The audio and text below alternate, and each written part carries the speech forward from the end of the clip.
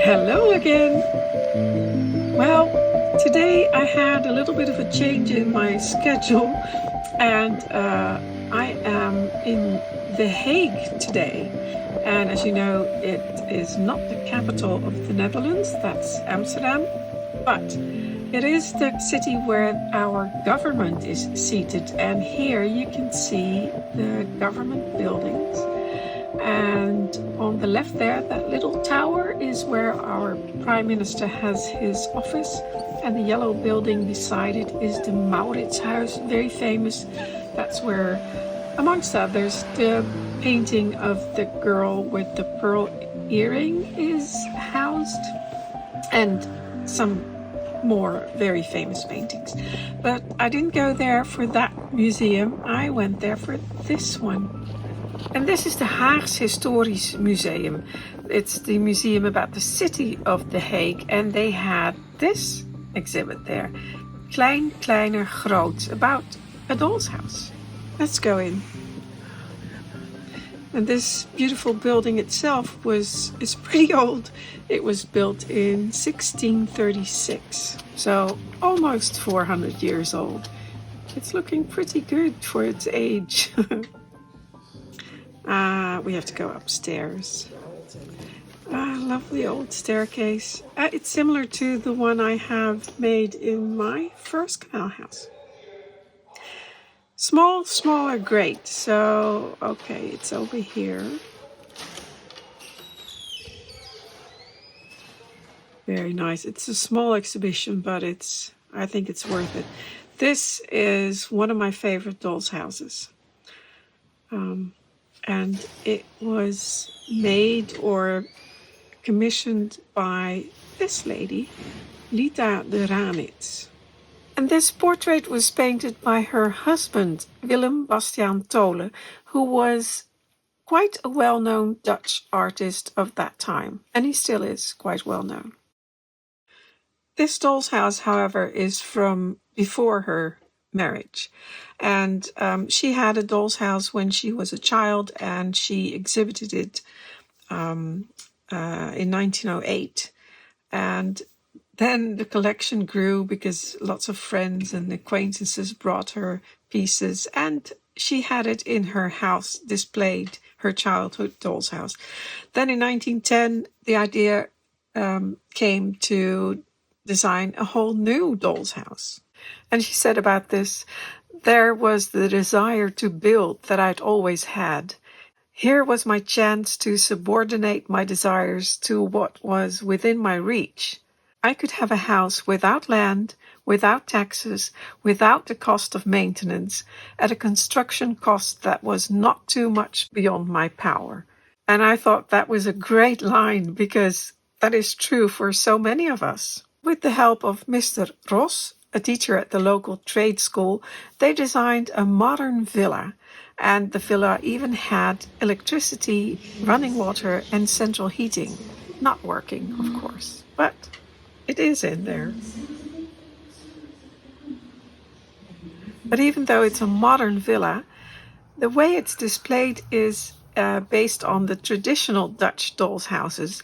There is no front wall, so you can look, you have to imagine that wall there, and you can see straight into the doll's house from the front.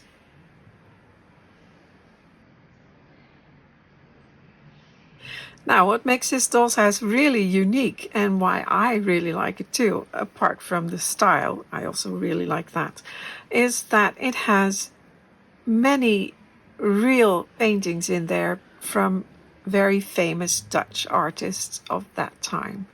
So they're not copies, they were actual paintings by the painters that were famous at that time, and they produced miniature paintings, real paintings, for this doll's house. And you'll see a few of them when we visit all the rooms in the house.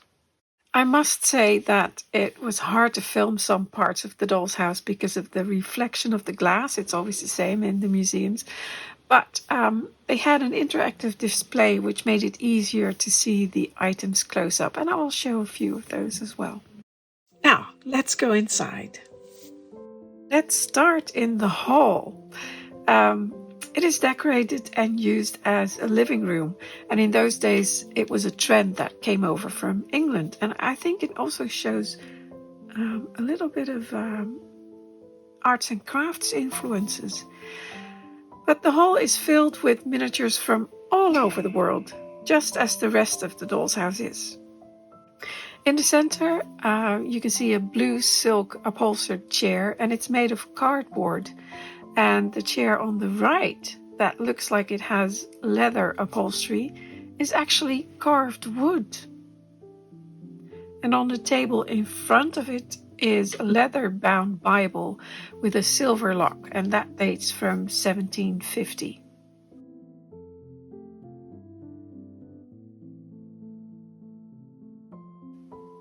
On the half landing is a cabinet filled with leather-bound books.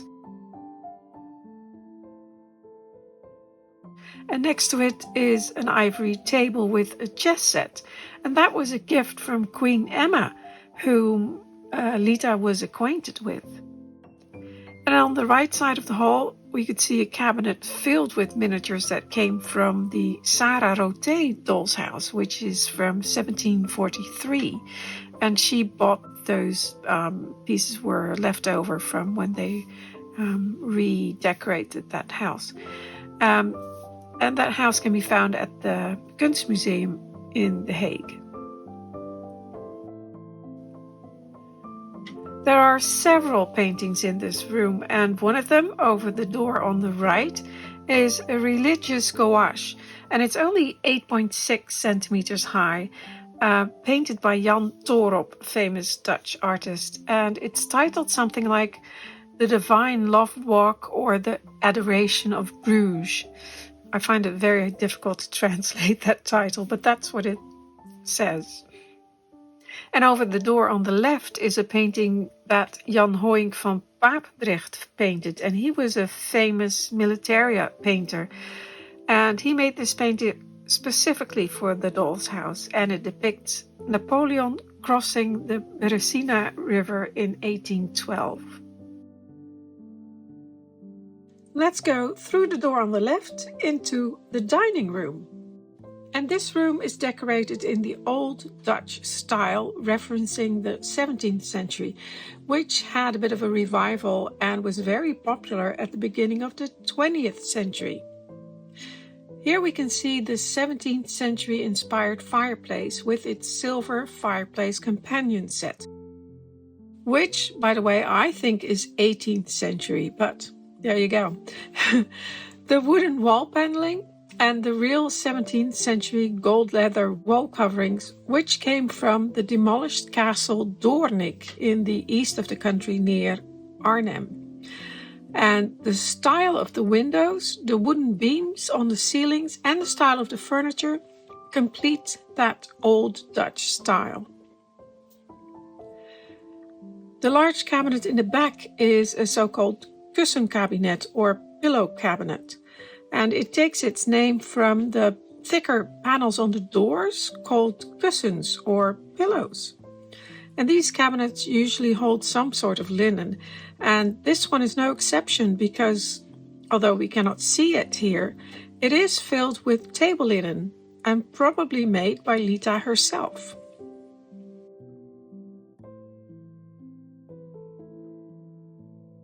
The extendable dining table holds some lovely pieces of glassware, silver and porcelain. And the Welsh dresser in the corner holds plates in the blue and white willow pattern, more silver, like a silver tea set, and two blue and white porcelain silver mounted jugs, which I think are Asian in origin.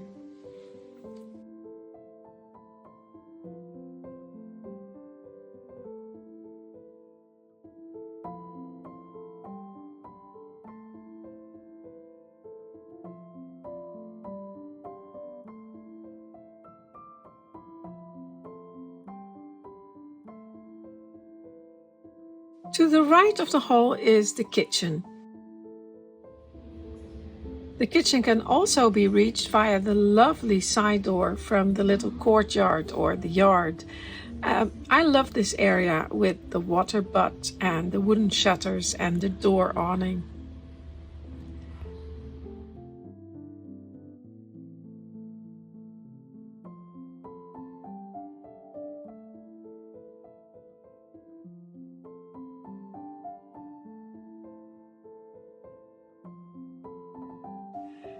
A fun little detail of this courtyard is the little doghouse in the corner.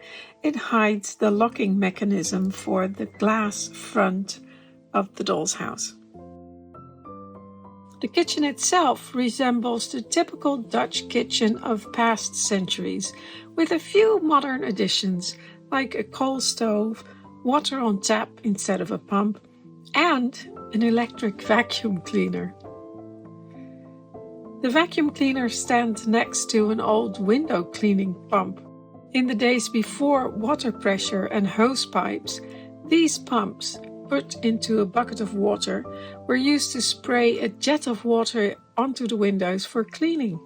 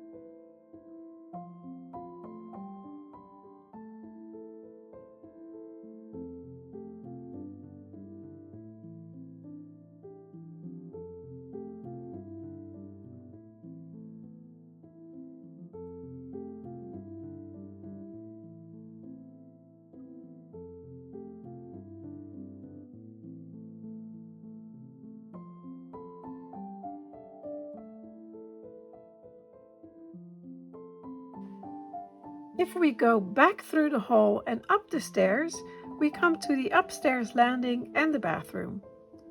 The staircase walls are decorated with artwork like the lovely Sneeuwlandschap or Snow Landscape by Louis Appel, or the paper cuts by Aletta Tischendorf from Norway. The maid is just coming down the attic stairs with some clean linen, and maybe she's going to put it in the bathroom, which is right next to the staircase. The bathroom can be called modern for its day, with hot and cold running water, a Dalton bath from England, and a heated towel rack. It could even be called very comfortable today, more than 100 years later.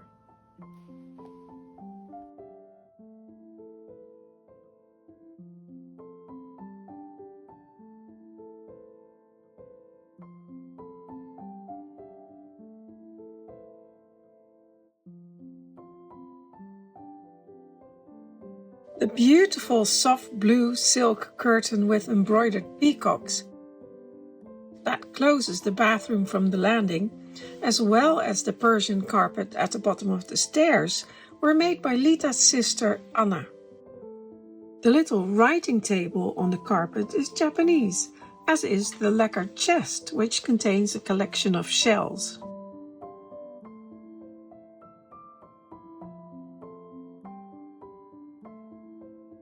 If we go through the door on the right of the landing, we come to the bedroom.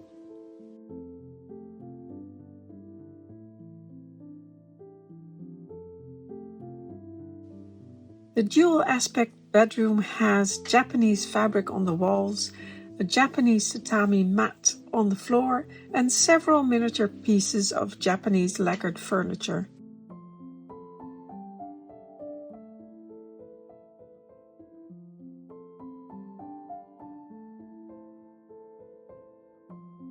On the right we see a gorgeous miniature tansu, which is a chest for storing kimonos, which has beautiful gold decoration on a black lacquer ground with silver fittings. It's just beautiful. I also love the porcelain bowl on top of the chest.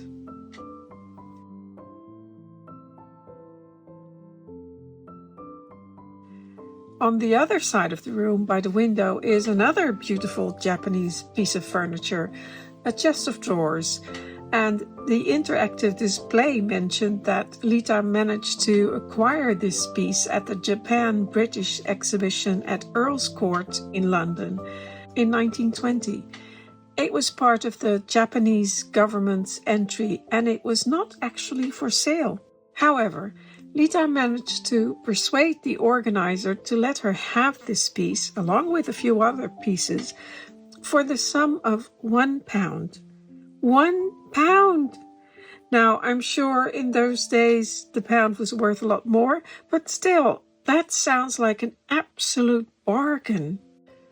On the table in front of the fireplace, we see a silver photo frame with a photo of the Canal Villa, the villa where Lita and her husband Willem Tole lived and where he had his artist studio, which Lita also made in miniature. But I'll show you more of that room box in another video. The last room on the tour of this house is situated to the left of the landing, the Salon. The elegant room has 18th century French-inspired furniture, a pretty chandelier, and comfortable sofas and chairs.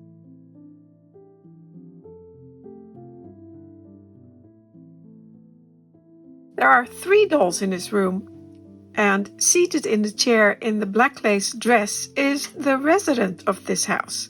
Perhaps it represents Lita herself? The other 2 dolls are guests.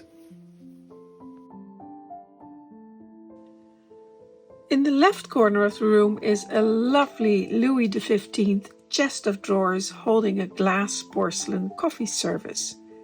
The china cabinet on the right holds colorful Sèvres porcelain. But for me, the loveliest piece of furniture in this room is the Louis XV style roll-top writing desk. And the interactive display showed the working drawers and the roll-top of this desk. Such a pretty piece. And of course, we all love to see what's hidden in these drawers.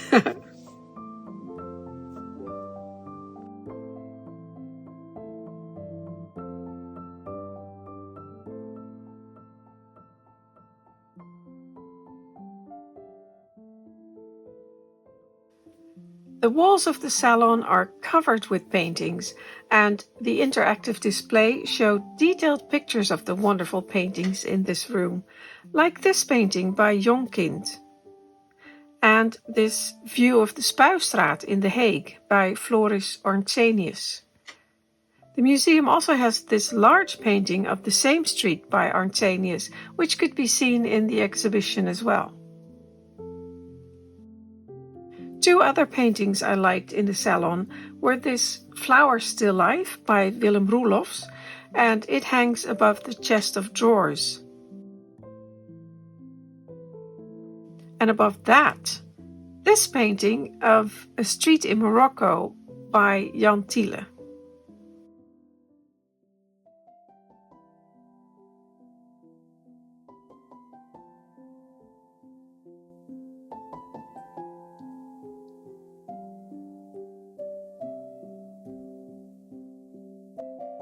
Well, that's it for the tour of Lady Lita de Ranitz's doll's house. There were some other room boxes in the exhibition, but I've run out of time and I will show you those in another video.